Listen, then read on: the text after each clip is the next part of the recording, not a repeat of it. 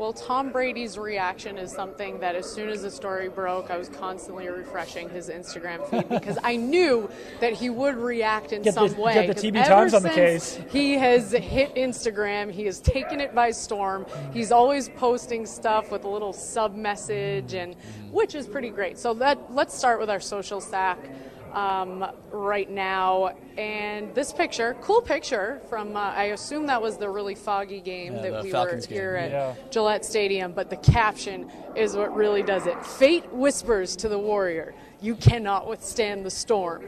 The warrior whispers back, I am the storm.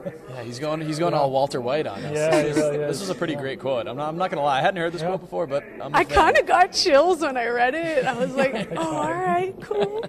I feel like good quote. I feel like this is the quote that you would have on like the back of like a high school football camp T-shirt. Yeah. I like it. That quote is by Unknown, by the way. Unknown. I was waiting for it to All be claim like credit. I came up with it. Yeah, Feel free to credit Doug Codd I for don't that think it quote. works that way, but good stuff. And I don't want to dwell too much on this topic because there's a lot of X's and O's in football to actually be talked about, and quite frankly, I find this stuff exhausting. I'm sure you guys too, but you At this point, yes. It was for all fine the over the nitty gritty details, Doug, I know you did a big analysis of the Seth Wickersham piece that can be found on Nesson.com. What I want to talk to you guys about in relation to that story is just how it may or may not affect the way things go down on Sunday. And one thing that I've been thinking about that I didn't think about at first when I first read the article, but that all the sources, and a lot of people have mentioned that no sources are actually named, not a single one, but whoever is offering up this information, does this at all plant a seed of mistrust in, say, Tom Brady? Is he maybe thinking to himself going into this game where he should be focused on Saturday's game? I might have said Sunday earlier, but Saturday's game. Wondering, who's leaking out this information that's supposed to be private stuff? Maybe, I guess. I mean, yeah, I'm sure that he is wondering that because obviously this is coming from somewhere. Seth Wickersham wasn't just making this up out of thin air, but I mean, this team has handled so many other distractions in the past that I can't really put too much stock into thinking that this is going to affect their play on the field.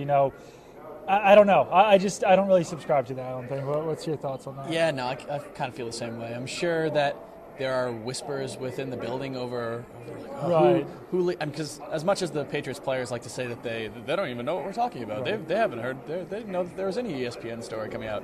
Everybody's read it. I'm sure Bill Belichick has talked to the team about it. I'm sure there is some curiosity there. But I think if anything, this will just kind of galvanize the team even more. If it's one of those, they can go out and say that, look, the whole world thinks that this is coming to an end. I don't know, bind together, all that nonsense. I mean, I don't think it's, I know ignore the noise is kind of a cliche, but I do think the Patriots are pretty good at kind of putting that stuff to the side. A Patriots hater, I think this is the worst thing that could have happened because the Patriots have been in this situation before where not that their backs are against the wall, but people are saying this, that, the other thing, and I think that there is nothing stronger than a pissed off Tom Brady. And the guy's already got everyone who, since Jimmy Garoppolo was traded, that whole saga that went on about when is Tom going to hit the cliff, and he's 40 years old now. He has, nothing to prove, but everything to gain from this, and to be able to say, okay, watch me go win a sixth Super Bowl with another huge firestorm of drama surrounding me, I feel like is something that is just going to be extra motivation for him and for Belichick. Yeah, I would say from your original question, it must be kind of annoying for Tom Brady to look at this story or read this story and see all these little details about how he hugged Robert Kraft or that he complained they didn't win Patriot of the Week, and just think is every single thing that I possibly do overanalyze? The answer is yes. If I came to the media workroom in a good mood one day, to think that everyone would overanalyze that would just be so obnoxious. To constantly think about how you're acting in every moment of every day. And I mean, if there's people within that building who are actually doing that with Tom Brady and holding these things against him, that's got to be kind of annoying. It might be in the back of his mind, but I don't think it's going to affect his play. My favorite line from that article was that he was cajoling around the practice field. Right. I don't Like the think guy that makes was sense maybe in just that in a good mood that day. situation, Maybe he got more sleep. that he was Yeah. frolicking, Right. cajoling that- around the that was practice my field when biggest- Garoppolo was traded. That was my biggest, I don't want to say issue, but I guess takeaway from the whole article is that it seemed to take a lot of little minute details, some of which are absolutely true, some of which have been kind of debated and you can view different ways, and tried to paint a really broad picture that I don't think is particularly accurate, or at least seems like a stretch, like you said, like seeing Tom Brady hug Robert Kraft and say, "Oh, look, he's taking his side over Bill Belichick." He hugs Robert Kraft after every single game, like just little things like that.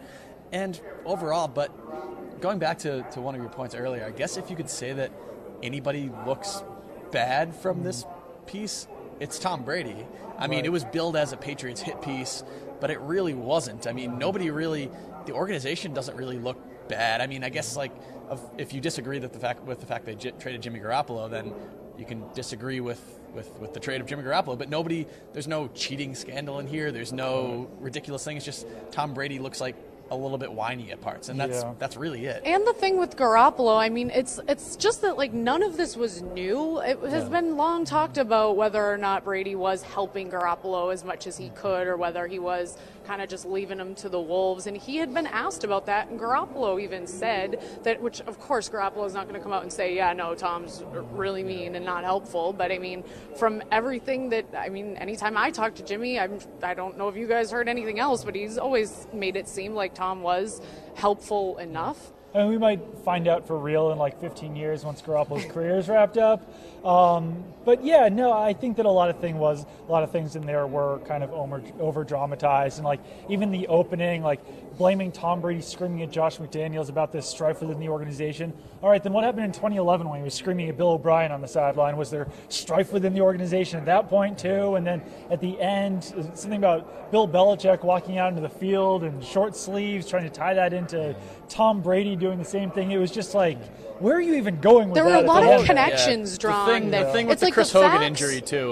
That was probably the most glaring one for me. Blaming Chris Hogan's injury on Tom Brady's injury, disregarding the fact that he only had one injury at that point, and disregarding the fact that that's a play that the Patriots run every single game. And it just some things like that just kind of seemed like a bit of a stretch. I know Wickersham is a well-respected writer, and I've heard a lot of writers come to his defense, and he is standing by what he wrote. And my thing is, when I read the article, it's not that any of it seems off base necessarily, the facts that are there, except for, I guess there are some that the Roger Goodell the inside thing stuff was a that little, Kraft and Belichick. But as far as the incidents that you guys are referring to, it's like, yeah, we all know that happened, and it seemed like there was a lot of, like, the fact that Josh McDaniels' father was in this, it's like there was a lot of unnecessary facts that kind of, I feel like, just distracted from whatever point was trying to be made, that it's hard not to think that a lot of it, even if it is going on, was not just embellished. And my biggest thing too is I've thought about it as, I mean, think about